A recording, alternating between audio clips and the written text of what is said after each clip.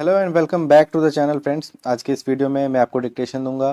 Kailash Chandra volume 1 transcription number 8 की speed होगी इस डिक्टेशन की 80 वर्ड्स पर minute. The dictation will begin in 10 seconds, so be ready for it.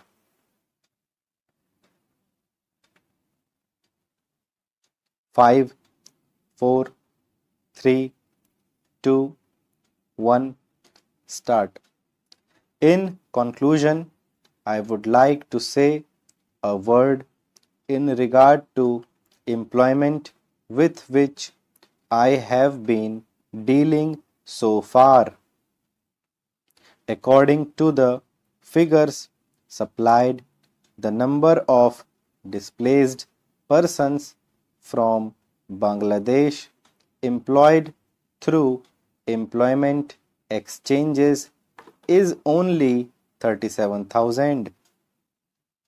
This is very meager compared with their total number, which comes to 32 lakhs according to the official figures. This is with regard to Bangladesh refugees. The number of displaced persons from Pakistan employed through employment exchanges is not very encouraging, but still it is 75,000. I would urge upon the Honorable Minister to take this into consideration and see that something is done to find employment for these people. Of course, there is some expenditure incurred on general education and vocational training, but when we look at the number of persons who have been given vocational training, we find that the number already trained and under training is only 17,000. This figure also seems to be very small considering the magnitude of the problem before us. Some programs of general improvement have been undertaken by the government of West Bengal by way of setting up new industries, etc. These programs should be looked into and put into operation with a view to giving more employment to these displaced persons. Within the limited time at my disposal, I shall limit my remarks to refugees from Bangladesh. The first thing which strikes one as one looks at the various brochures and publications that have been given to us is the amount of contradiction one has to battle against.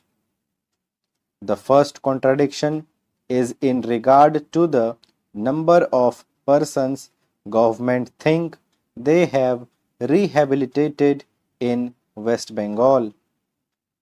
Granting that it is difficult to make a final assessment of the number of refugees who have come from Bangladesh, it is still true to say that at least there should be some sort of parity between what the Union Ministry says and what the West Bengal Rehabilitation Ministry says. Only a few days ago, the West Bengal Minister of Rehabilitation said that there are 22 lakhs of refugees who have to be rehabilitated, but the central government's figures are 31 lakhs. Unless the government know the number of people they have to budget for, it is rather bewildering to know how they mean to plan in bringing about their rehabilitation. As a matter of fact, many other sources believe that the figure is far higher, but in any case, there should be some parity and some idea as to the extent of the rehabilitation problem which still remains before the people of West Bengal. The other contradiction is this: on the one hand, Srimati Renuka Ray says that in the near future they will be making a successful completion of the work of economic rehabilitation of refugees in that state. But only last year Shri A.P. Jain said that as yet the problem of the displaced persons from Bangladesh was a matter which was giving some concern. I really do not understand why, in spite of Shri A.P. Jain recognizing that the problem is still quite serious, Srimati Renuka Ray should have made such a statement. Yet, when we heard the Honorable Finance Minister, we find that there has been a big shortfall in rehabilitation budget. I think that if the fact finding committee's report had been published, the assessment that we have rehabilitated about 50% of the people of Bangladesh who came over as displaced persons would have become quite clear in regard to its incorrectness.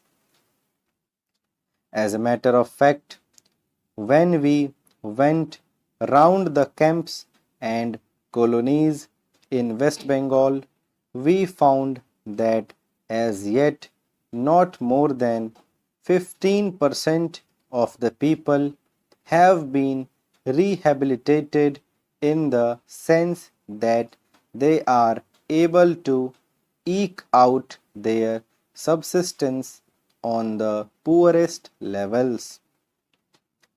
It is not more than 15%, and I think the figure of the fact finding committee are still lower. I think this is something that we have to take very seriously and put our minds to and apply all the resources that we have to find out how we will be able to tackle this problem of rehabilitation.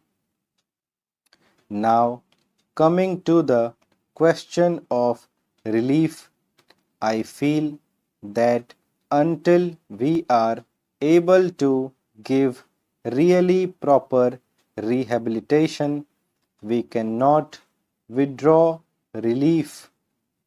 It is no use arguing whether relief leads to lethargy and moral slackness.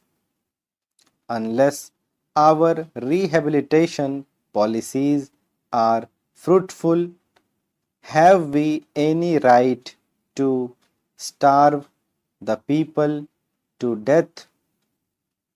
As a matter of fact, Shri A.P. Jain may know that in West Bengal the incidence of tuberculosis amongst the refugee population is very high.